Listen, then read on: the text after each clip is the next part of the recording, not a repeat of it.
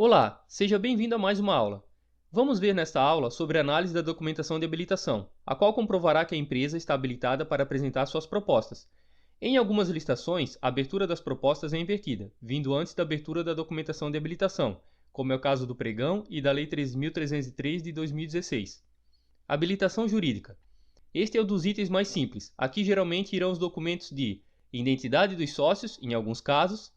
As participantes, se tratando de sociedade comercial, deverão apresentar devidamente registrados no órgão o registro do comércio do local de sua sede, os respectivos contratos sociais e todas as suas alterações subsequentes, ou o respectivo instrumento de consolidação contratual em vigor, com as posteriores alterações se houver. As participantes, em se tratando de sociedades civis, deverão apresentar os seus respectivos atos constitutivos e todas as suas alterações subsequentes, em vigor, devidamente inscritos no registro civil, cartório, acompanhados de prova da diretoria em exercício. As participantes, em se tratando de sociedades por ações, deverão apresentar as publicações dos diários oficiais dos seus respectivos estatutos sociais em vigor, acompanhados dos documentos de eleição de seus administradores, contrato social, consolidação e última alteração. Compromisso de consórcio. Apenas para editais que aceitem consórcio. Uma dica. Aqui você deve observar atentamente a constituição dos sócios e os responsáveis por assinar pela empresa, se assinam individualmente ou em conjunto com outros sócios. Verificar também o capital social e verificar se algum sócio também é responsável técnico pela empresa. Sendo assim, o contrato serve como comprovação de vínculo com a empresa. Regularidade fiscal e trabalhista.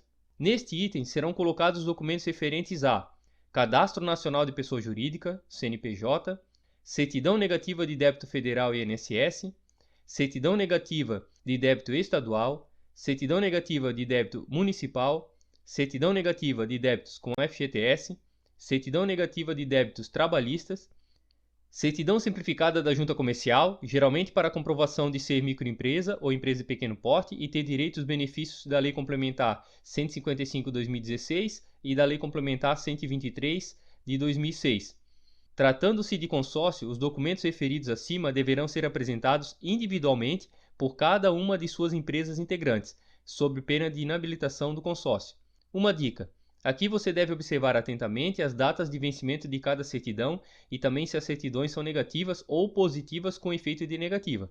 Caso alguma certidão não apresente a data de validade e apenas a data de emissão, verificar no edital quantos dias de validade serão considerados esses documentos. Qualificação econômica financeira. Aqui você vai adicionar os documentos que comprovarão a boa situação econômica financeira da empresa e se a mesma poderá participar da licitação pelo montante orçado. Vai ser apresentado aqui balanço patrimonial acompanhado das notas explicativas, a demonstração de resultado, os termos de abertura e encerramento do livro digital e o termo de autenticação na Receita Federal, do último exercício social, na forma da lei, que comprove a boa situação financeira da empresa. Aqui vale lembrar que o órgão pode solicitar também que a empresa tenha no mínimo 10% do valor licitado em seu capital social integralizado ou não. Caso não solicite a porcentagem mínima registrada no capital social, poderá solicitar a opção de seguro-garantia no valor de 1% do valor orçado pelo órgão licitante. Apresentação dos índices financeiros. Os mais utilizados são Índice de Liquidez Geral, LG, Liquidez Corrente, LC, Grau de Solvência, GS. Certidão negativa de falência ou concordata expedida pelo distribuidor do fórum da sede da matriz da pessoa jurídica, ou de execução patrimonial expedida no domicílio da pessoa física. No caso da certidão de falência concordata, às vezes é solicitada a certidão de distribuição, que diz quantos cartórios tem na cidade que distribuem certidões de falência e concordata, e também as certidões de cada um desses cartórios. Uma dica. Aqui você deve observar se foi apresentado o balanço com todas as partes declaradas no edital e os índices se estão calculados corretamente, pois muitas vezes apresentam índices calculados erroneamente. Qualificação técnica. Aqui será comprovada a capacidade técnica da empresa para a prestação da obra ou serviço de engenharia. Serão solicitados os seguintes itens: certificado de registro e regularidade da empresa, certidão pessoa jurídica, junto ao Conselho Regional de Engenharia e Agronomia, CREA, ou Conselho de Arquitetura e Urbanismo, CAU, dentro do seu prazo de validade, bem como do registro do seu responsável técnico, certidão pessoa física. Atestado de capacidade técnica operacional devidamente registrado no CREA-CAU da região onde os atestados foram executados, acompanhado da respectiva certidão de acervo técnico, CAT, expedida por esses conselhos, que comprove que o licitante tem executado para o órgão ou entidade de administração pública direta ou indireta, federal, estadual, municipal ou Distrito Federal, ou ainda para a empresa privada, obras e serviços de características técnicas similares às do objeto da presente licitação. Uma dica: aqui poderá aparecer solicitação de quantitativos mínimos e a utilização de um máximo de atestados para comprovar os quantitativos solicitados. Isso já vem sendo muito discutido e há muita controvérsia sobre o caso. Vale lembrar que os atestados apresentados deverão estar acompanhados da CAT do profissional e que este deve fazer parte do quadro da empresa. Comprovação do vínculo dos responsáveis técnicos com o licitante, através da apresentação da carteira de trabalho, ficha de registro de empregado, contrato de trabalho ou, caso seja sócio, contrato social. Solicitação de visita técnica. Este é um dos casos que já foi muito debatido e considerado um item que pode diminuir o número de participantes quando a licitação fica fora do município das participantes. Por isso, em substituição à visita técnica, é solicitada uma declaração que a empresa declara que tomou conhecimento de tudo que for necessário para completar a obra.